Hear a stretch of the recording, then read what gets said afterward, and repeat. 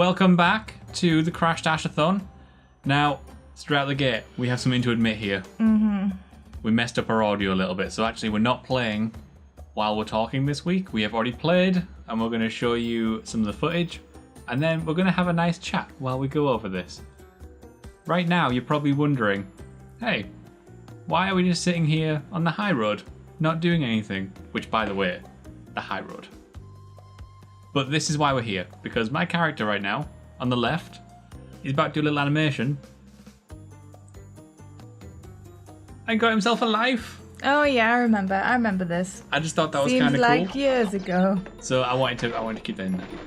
So for anybody who has never seen the Crash-dash-a-thon before, the rules are simple. We have the original Crash Bandicoot over on the left, and we've got the N.Sane Trilogy, which Natalie is playing, over on the right. And we are taking each level as a race. First to the end of that level gets a point. This is quite pleasant watching it rather than playing it because I can breathe. I have a tendency just to not breathe when I play. Especially this, because like doing the high road is a little bit of a nightmare. Oh, it is. So as you can see, I've somehow mastered, in a very slow manner, the rope technique. Oh yeah. We promise this is our first run. Oh yes. This is 100% no magical editing here. This was our first attempt at the high road. I mean, do you want to be here like for a minute or do you want to be here for an hour? Because that's how long it took. It took so long. I know we said this while we were playing it, but I don't think the high road is that bad on the original game. Yeah, you did say this. Because like the jumping's a bit different. You can jump so much further. There was times where like I'm jumping and I'm easily making jump. There's times where I'm jumping and I'm over jumping stuff. And if you look at some of your footage, there's times where you just like it's not from fault of your own. The character only just makes it to the jumps. Yeah, so right at the very beginning, you can see some of that. Oh, you're gonna see some of that. Oh god, I apologize in advance. That very first jump, I just kept missing over and over and over again. It was pretty painful. Or I'd just drop off the edge. But you're right. That even that first jump is so hard. Yeah. And that's not okay. You're listening, Vicarious Visions? It's not okay. It's not okay. I was gonna say look at my sweet turtle skills, and then look exactly what happened. That's what you get for turtling.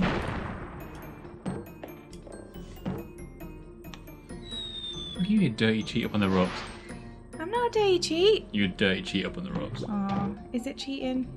It still takes skill. Look at these turtle skills. Look at these turtle skills. Do you know what? That is some serious turtle skills. I had such trouble with the turtles. Yeah, but at the same time, see, I'm saying this, I'm talking shit.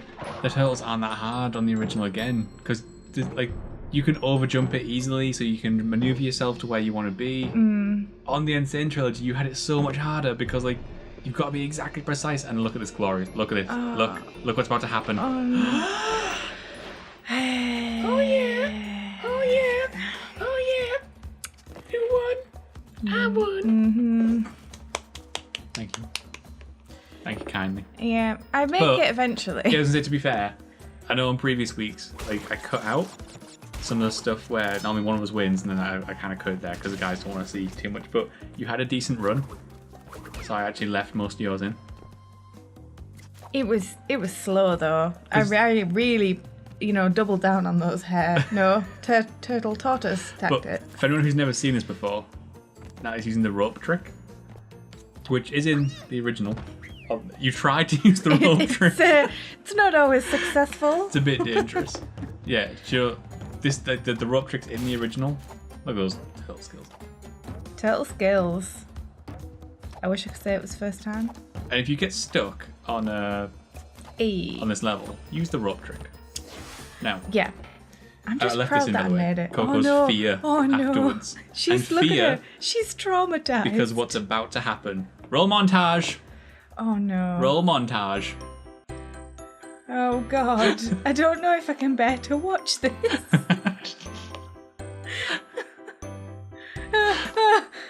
See, this is where that first jump You struggle with the turtles too. Yeah, well, sometimes because I'm over jumping them. Like, because he jumps way further than you expect him to. This is painful. Yeah. So there's a little, I'm glad that's You'd just be over. happy you didn't have to sit through us dying that much. Yeah, I'm glad I didn't have to edit that. So, right. Yeah. Cast your minds back Uh-huh. to Casting. N.Sane Trilogy days. Yeah. Right? You talk to anybody about Crash Bandicoot, and they will tell you that there is one level which is the hardest. And it Okay. wasn't the high road.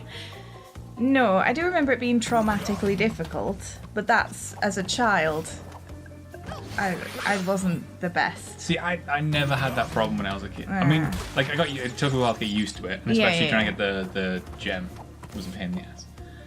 But you talk to anybody back then, and it was slippery climb. And it just so happens that obviously since N.Sane Trilogy came out, the whole internet seems to be in agreement that it's the hardest thing ever created by man. It is ridiculous. And it just so happens that they put these two levels side by side. It's like they want to talk to you. It is. So we had a lovely week this week. I actually remember getting to the end of this recording and just being like... We had no energy. I know, I was physically exhausted by trying to do it. Because when you're playing and you're making the jumps and you got to make the next one, you just tense and tighten up. Well, and then if you're me, you just stop breathing. Yeah. And like that takes a toll on you. But like we were like emotionally defeated and then had to start slippery climb. It's not like we were emotionally defeated and then got to turn the recording off. No, we have to then start slippery climb. So again, I'll be honest with our audience, there is about another 25 minutes of us failing at this level before this recording starts. There is. I just got game over.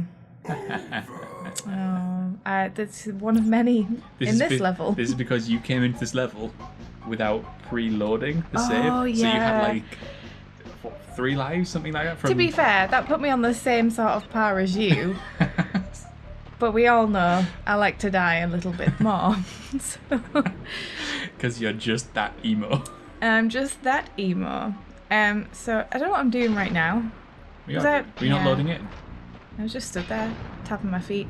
So I know that I'm taking my time and getting the apples, but that was... Whoa. Oh my god, I just called them apples. God, I think we need a divorce. Oh god. I'm ashamed of myself. I want to go right backwards and forwards in a dark corner. Well, you go do that and then tell the audience what they're really called. The Wumpers. Yep. I kept hanging back and being slow because I thought, if I just get so many of these boxes, I'll get an extra life. That you're waiting here, like, how do I do this bird? Oh, so What seriously, I had no idea. I needed coaching by the end of when you did this level. I needed some sort of guidance, and you provided it. The guidance was jump on the bird. Oh, falling all the way down. I didn't get any further than that bird.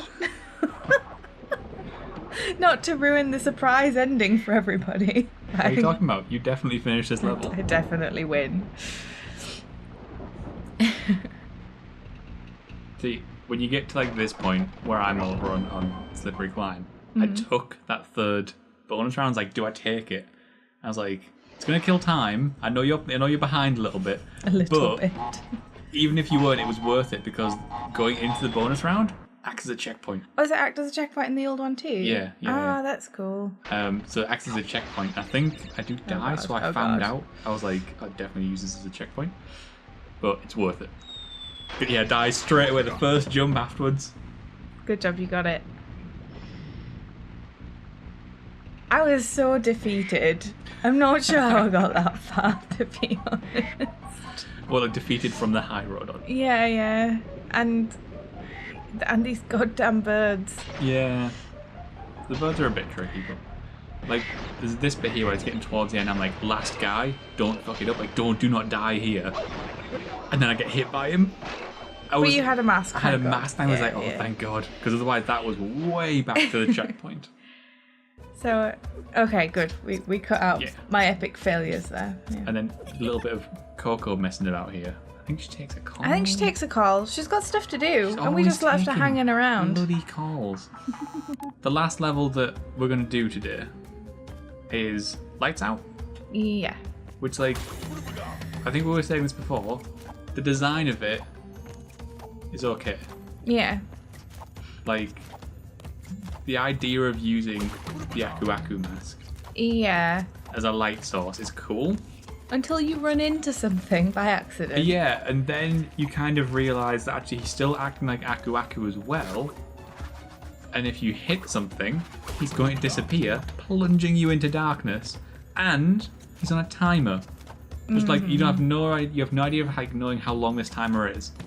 And he's basically timed exactly the sort of like average amount of time it takes you to get to the next Aku Aku. Yeah. Which means that if you are a little bit slow, you miss a cycle on something, you're probably going to have to do like at least a couple of feet in darkness. Or if, you know, when those rats come towards you at some point, I think it's further back or maybe further on. If you spin one, they can fly off because they have like that domino effect where they take the other rats behind them out. Yes. That rat can fly off and get a mask, and you could add a good 10 seconds. Yep. And you're totally screwed. Because it's picked up the mask ahead of where you are. Yeah. And you've got no option. I think there is a point, it might happen on my gameplay where, because the way the old one works, I don't think this happens to all masks, but I think on some of the boxes, you spin it, the Aku comes out, so you don't have to pick him up. Yeah. Is this the gem? So I just want to take a moment. See this gem that I just ran past. I don't know if I'm going to run past it again. So I had no idea. I thought if I stood on that, it would take me away, and I would sort of either be in a completely separate level or have much further to go, or it would be considered cheating. But if I'd have just jumped on it, it would have taken me to an end portal thing, so I could just finish the level within a matter of seconds. You would have won so quickly. I know. That's it. That's the crash-dash-a-thon for this week. It's currently 15-10. Oh, that's a depressing score right there. This week was quite the win for me. Well done, sir. Well done. But next week, we've got Jaws of Darkness, Castle Machinery. We're going to go through the lab.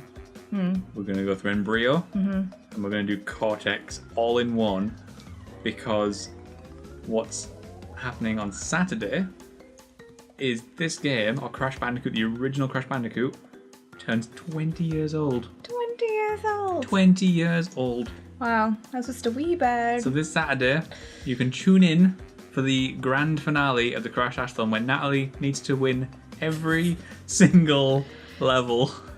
See you all next week. Bye.